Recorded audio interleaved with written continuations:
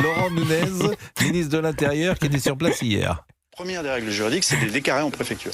Dès lors qu'un rassemblement musical dépasse 500 personnes, on déclare le rassemblement en préfecture. Ce qui s'est passé ici dans le Cher n'obéit à aucune de ces règles juridiques. Donc c'est donc un rassemblement musical illégal. La revendication, c'est on vient à Bourges parce que le ministre de l'Intérieur est né à Bourges, enfin dans la zone de Bourges, et on vient sur le polygone parce qu'on est contre la guerre. Et donc il y a une revendication qui est clairement antimilitaire. Manon Aubry, députée de la France Insoumise, qu'on laisse ces jeunes faire la fête. Je pense qu'il vaut mieux les accompagner, donner des autorisations préfectorales pour identifier des lieux où ces fêtes peuvent se tenir et qu'on laisse franchement des jeunes faire la fête. Ce type de fêtes qui sont joyeuses, eh bien, quelques grincheux voudraient qu'elles ne se tiennent plus et moi je ne suis pas d'accord avec ça. Quelques grincheux. Non mais vous vous rendez compte. Nous sommes des grincheux. Non mais les agriculteurs. Mais ça vous fait sourire, monsieur Non, Guenec. c'est le terme grincheux. La grincheux. Ça vous va bien, je trouve. Voilà. Elle pensait à vous. Mais je suis pas grincheux. En plus, je vais vous dire, moi je suis pas. C'est pas moi qui suis victime. Oui. C'est ça qui est toujours pareil. Ils viennent pas dans des endroits parfois dans lesquels. Ils viendraient dans le lit de Mamie Zouzou, tu ferais pas la même tête. Voilà. Hein. Ouais, ils iraient faire leurs besoins chez Mamie Joujou. Tu vas voir quand ils vont déféquer dans la chambre de Mamie Zouzou. Vous avez déjà fait une rêve party? Une fête comme ça en plein air? Non, mais en plein air. Oui. Tu le vois en rêve parti avec les cheveux rouges. Sur du Mireille Mathieu. Mais Faites-en une incognito. Je pense que vous allez changer d'avis. non mais j'ai 60. Vous mettez une crête et. Je pense qu'il y a des âges pour tout et qu'effectivement c'est pas à 60 ans que je vais me mettre une crête sur la tête et puis une plume ailleurs Vous l'avez déjà pour aller faire le zouave. Voilà. Ça vous ferait du bien. Mais non, mais d'abord Et tu peux faire la fête ailleurs, t'es pas obligé d'aller saloper les champs des agriculteurs sur un terrain militaire. Sandrine Rousseau. En boîte de très bien, Sandrine Rousseau, l'ultra-répression. Négociation plutôt que la répression. Sandrine Oui, bien sûr. Rousseau. Je comprends aussi la jeunesse qui a besoin d'avoir des lieux où faire la fête. Et en l'occurrence, la répression à tout va de ce type de fête empêche la négociation, d'avoir un terrain safe. Ça ne passe pas par la répression, ça passe plutôt par la négociation. Bon, et Sarah Knafo, que dit-elle? Elle était là ce matin chez Laurence Ferrari.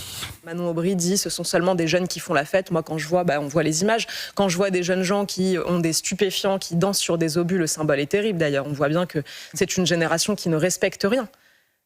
Ces gens-là, il suffit de voir les images. En tout cas, oui, évidemment qu'il faut faire respecter la loi.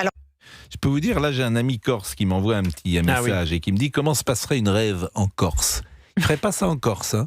Là, je pense qu'il ferait pas ça en Corse, parce que crois-moi, et là, il danserait, mais il danserait rapidement. Ce serait deux types de pétards. Voilà, il danserait rapidement. Tu fais pas ça. C'est pas possible du tout. Vous pensez en Corse? Ils vont pas s'amuser. Ils vont que dans des endroits parce que détruire le champ de l'agriculteur corse. Oui. Amuse-toi à détruire le champ de l'agriculteur corse. Tu vas voir. Parce qu'en Corse, et c'est le paradoxe, on le dit à chaque fois, il y a une criminalité très importante, mais une civilité très grande. C'est vrai. Et c'est très paradoxal. C'est quoi la civilité? C'est-à-dire que si vous laissez ouvert votre maison, vous laissez votre casque sur une moto, personne ne volera votre casque. Mais effectivement, il y a une criminalité, pour des raisons que vous savez, qui existe très forte. C'est un paradoxe. Je voulais rebondir sur ce qu'a dit très justement Gérard Carreiro en rappelant que les agriculteurs avaient eu une répression très forte à la période Laurent Nunez. C'était pas pareil quand c'était Gérald Darmanin qui avait dit on laisse les blocages se faire parce que c'est la France qui travaille, la France qui se lève tôt. Évidemment, rappeler aussi que le début du mouvement des Gilets jaunes, je parle pas des exactions, ont été très durement réprimés. Il y a eu des éborgnés, des mains arrachées. Et là, on se retrouve avec des gens qui ne sont pas réprimés ou avec simplement une amende. Par contre, vous, si vous êtes 10 km/h au-dessus de la limitation de vitesse, si vous êtes un petit patron et que vous oubliez une déclaration à l'URSSAF, une déclaration de TVA, là, vous serez réprimé. La France est devenue une machine à répression d'honnêtes gens. Pour réprimer les honnêtes gens, c'est simple.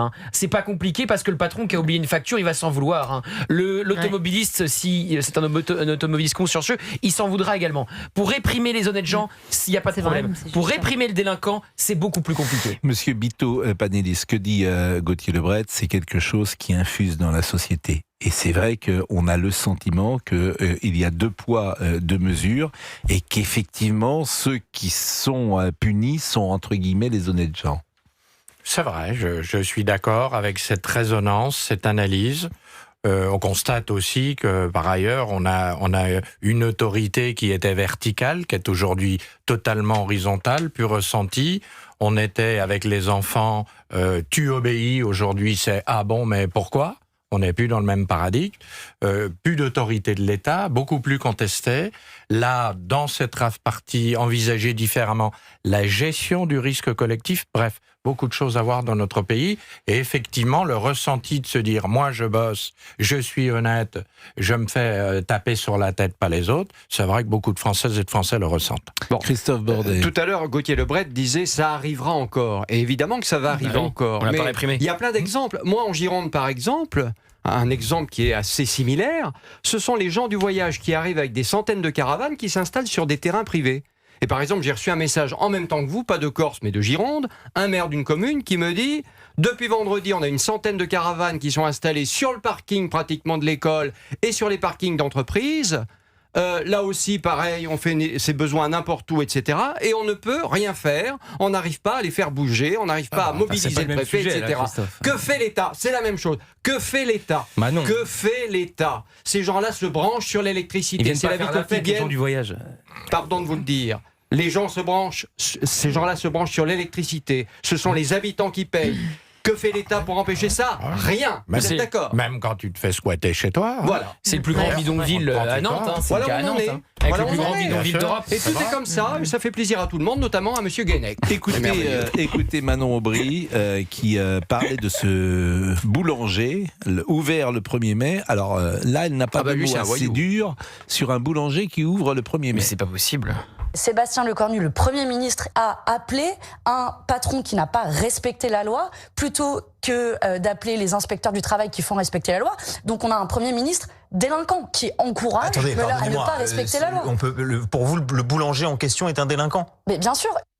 C'est ça qui a... Ils sont sérieux ces gens-là. Ils ont 2 assistants parlementaires qui dorment en prison actuellement pour le meurtre de Quentin et ils viennent traiter Sébastien Lecornu de délinquant. Ils ont Raphaël Arnaud, ils ont Louis Boyard qui était un dealer, ils ont des consommateurs de drogue, Andy Kerbrat, et ils viennent donner des brevets de délinquance. C'est un parti de délinquants, la France Insoumise. Bravo. On va modérer ce que vous dites. En tout cas, je les encourage la délinquance. Pardon, Gauthier a raison. Raphaël Arnaud, assistant parlementaire. J'ai pris que des faits. Mais écoutez, de toute façon, l'élection présidentielle... Et d'ailleurs, dans les rêveurs, ils vont peut-être en faire des députés. Il y a quelques fichiers S. Écoutez, les tuffeurs, eux, sont des délinquants, puisque au sens premier du terme... Non, mais en plus, pardon Pascal, il y a quand même un sujet de fond, au-delà même du fait qu'ils ne respectent pas l'autorité de la loi. Ce sont des lieux où on consomme énormément de stupéfiants. Je veux dire, la rave party, c'est pas un nouveau phénomène, c'est juste qu'il a muté. Mais au départ, c'était un mouvement clandestin, on écoutait de la techno et on prenait des drogues de synthèse. C'est ce qu'on appelait triper à l'époque. Aujourd'hui, ça a simplement muté, mais il y a des consommations excessives de stupéfiants et pour un État qui a pour objectif de faire de la guerre contre le narcotrafic une guerre, eh bien, je trouve qu'en effet, au-delà même du non-respect de l'autorité de l'État n'agit pas en raison justement... Non mais évidemment que c'est partout, mais là c'est non seulement partout, mais c'est précis, c'est localisé, c'est in situ et c'est assez ouvert. Donc non, là, d'arrêter avec c'est pas partout. Non mais en fait. c'est vrai, Olivier, c'est pas un Moi je n'ai jamais pris de ma vie, donc mais Olivier, de dire n'importe quoi. Encore une fois, ce ne sont pas des cas individuels. Non mais attendez, c'est le label même de cette œuvre. C'est le label même de cette œuvre. La consommation de stupes. Terminé. Non mais c'est simplement ce que je voulais dire, c'est que c'est le label même. On prend pas des cas individuels. On parle d'un cas général. On parle de ces rêves partis à l'arrache qui, encore une fois, sont composés de personnes qui consomment énormément de stupéfiants. À la base, c'est le grand relativisme de certains dans et on une voit que la France Insoumise soutient, la France Insoumise cautionne encore une fois ces jeunes qui sont des délinquants parce qu'ils sont consommateurs de stupéfiants. C'est un parti. Elle traite Sébastien Lecornu de délinquant. On a bien le droit de dire que LFI a plus de délinquants que Sébastien Lecornu. Et Mme Rousseau qui dit que M. Nunez va faire part d'une ultra-répression. Elle a dit ça sur France Info devant les journalistes complètement éberlués. Laurent Nunez va faire preuve d'une ultra-répression. Nous avons peur de cela. Heureusement de Nunez devrait faire justement preuve de répression vis-à-vis de ces gens qui ne respectent rien. Olivier Guénec. Quand je dis la drogue c'est partout, moi je n'en ai jamais pris donc je m'en fiche, mais dans toutes les soirées où je vais, malheureusement, il y en a au moins un qui en a, dès qu'on est une 15, 20, il y en a toujours un qui en a, soit de la cocaïne, soit des extasies, etc. Mais encore une fois, je vais partir parce qu'un mec décide de se détruire tout seul. Bien sûr, vous partez. Je pars. Bien sûr. J'ai plus de vie sociale, j'arrête les soirées. Je vais au cinéma, Mais c'est pas pareil, Olivier, c'est pas pareil. Là, je vais manger un beefsteak et des frites et je vais au ciné. Mais là, ils s'organisent pour ça, collectivement, c'est ça l'idée. C'est-à-dire que même moi, j'ai commencé à faire des soirées il y a à peu près 10 ans, c'était pas partout. Aujourd'hui, c'est partout. Vous êtes complice. Moi, je suis complice. Oui, vous êtes complice. Je suis complice de quoi, moi vous regardez et vous êtes complice. Je suis désolé. Qu'est-ce que je devrais faire? Les verbaliser? Sans faire mon képi? Partir. Que ton képi, hein. Sans rien d'autre. Partir. Non, mais arrêtez, vous êtes pas sérieux. Non, je suis sérieux. Partir. Mais vous avez 4 filles. Demandez-leur si quand elles vont en soirée, lorsqu'elles ont croisé des gens qui peut-être avaient de la drogue, elles sont parties. Elles boivent de Vitelmente. Je vais remercier monsieur Bito Panelli, expert en sécurité et ancien commandant du service de protection des hautes personnalités. Si, votre invitation. Mais non, mais merci parce que c'était... Il a une super voix, je trouve. Rien à voir, mais... Non, mais c'était intéressant surtout de vous écouter.